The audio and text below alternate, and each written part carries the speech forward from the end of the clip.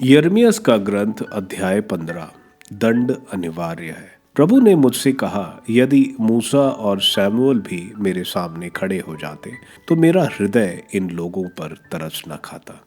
इन्हें मेरे सामने से हटा दो, ये चले जाएं। यदि ये तुमसे पूछें कि हम कहाँ जाएं, तो तुम उन्हें उत्तर दो, प्रभु यह कहता है, मृत्यु की ओर जिनके लिए मृत्यु बदी है, तलवार की ओर जिनके लिए तलवार बदी है, अकाल की ओर जिनके लिए अकाल बदा है, निर्वासन की ओर जिनके लिए निर्वासन बदा है। प्रभु कहता है, मैं उनके पास ये 4 विनाशक भेजता हूँ, मारने के लिए तलवार, फाड़ने के लिए कुत्ते, नोच नोच कर खाने और मिटाने के लिए आकाश के पक्षी और पृथ्वी के पशु। मैं यूदा के राजा हिजकिय्याह के पुत्र मनासे द्वारा यरूशलेम में किए गए कर्मों का उनको ऐसा दंड दूंगा कि उस पर पृथ्वी के सभी राष्ट्र कांप उठेंगे। यरूशलेम, कौन तुम पर तरस खाएगा? कौन तुमसे सहानुभूति दिखाएगा? कौन तुम्हारा कुशल क्षेत्र पूछने तुम्हारे पास आएगा? प्रभु कहता है, तुमने मुझे त्याग दिया, तुमने मेरी ओर पीठ कर ली है, इसलिए मैंने तुम्हारा विनाश करने तुम्हारे विरुद्ध अपना हाथ उठाया। मैं तुम पर दया करते थक गया हूँ। मैंने देश के नगरों में सूप हाथ में लिया, जिससे मैं अपने लोगों को फटक दूं।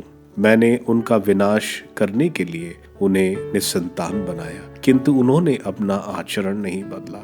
मैंने उनकी विधवाओं की संख्या समुद्र तट के रेत कणों से भी अधिक कर दी। मैंने युवा सैनिकों की माताओं के पास दिन दहाड़े अत्याचारियों को भेजा। मैंने अचानक उनके पास परिताप और आतंक भेजा। जो 7 बच्चों की माँ है, वह बेहोश होकर प्राण त्याग देती है। उसके जीवन का सूर्य दिन रहते अस्त हो जाता है। वह लज्जित और निराश है। उनमें जो जीवित रह गए, उन्हें मैं शत्रुओं की तलवार के हवाले कर दूंगा। यह प्रभु की वाणी है। नबी का एकाकीपन। हाय माता, आपने मुझे क्यों जन्म दिया? धिक्कार मुझे, क्यों सारा देश मुझसे लड़ता झगड़ता है? मैं ना तो किसी को उधार देता और ना किसी से उधार लेता हूँ, फिर भी सब मुझे कोसते हैं। प्रभु कहता है, मैं तुमको विश्वास दिलाता हूँ कि तुम्हारे कल्याण का प्रबंध करूंगा।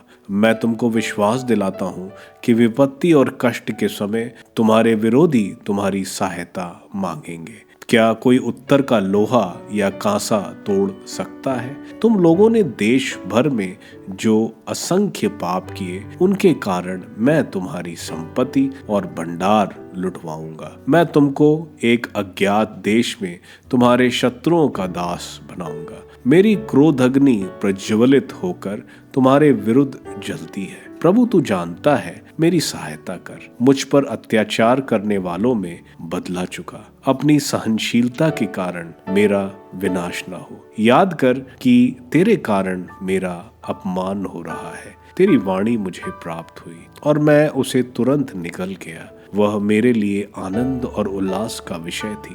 क्यों तूने मुझे अपनाया, विश्वमंडल के प्रभु ईश्वर? मैं मनोरंजन करने वालों के साथ बैठकर आनंद नहीं मनाता।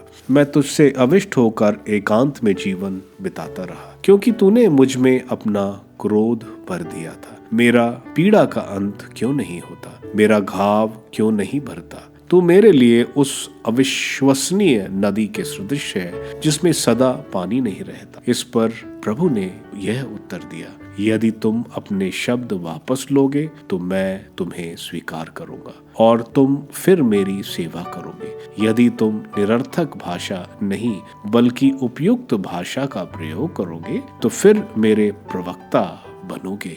ये लोग फिर तुम्हारे पास आएंगे, तुमको इनके पास नहीं जाना होगा। मैं तुमको उस प्रजा के लिए कांसे की अजय दीवार बनाऊंगा। वे तुम पर आक्रमण करेंगे, किंतु तुम्हारे विरुद्ध कुछ नहीं कर पाएंगे, क्योंकि मैं तुम्हारे साथ रहकर तुम्हारी सहायता और रक्षा करूंगा। यह प्रभु की वाणी है। मैं तुमको दुष्टों के हाथ से, उग्र लोगों के पंजों से छुड़ाऊंगा।